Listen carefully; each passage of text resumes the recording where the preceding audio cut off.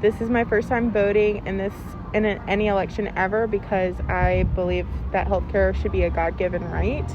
And under this administration, it's not where it should be. And I know plenty of people, I myself, have suffered under the healthcare system today. So I'd like to see a change in that. I wanted to create a change for a better world, like ending global poverty, empowering young women and girls in the fight against violence. I wanted to be a part of that this time. That's why I voted. I voted in the 2020 election for the first time because I realized my voice had power this election, because this election was so consequential and so controversial that my voice had power within it, and I felt like I needed to use that voice and use that power of voting to make a difference.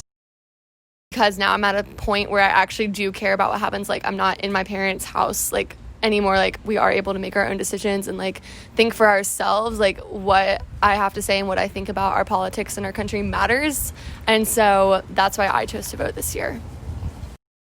The reason I decided to vote this time is just because of a lot of environmental concerns I've become aware of over the past year and a half, and also just the divisiveness in our country that I feel like could be lessened if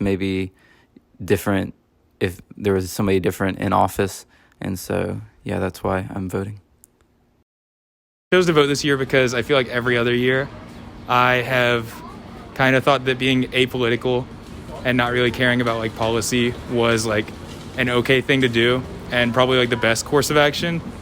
But lately, the past couple of years, I've become more and more aware that like being apolitical is more of a privilege.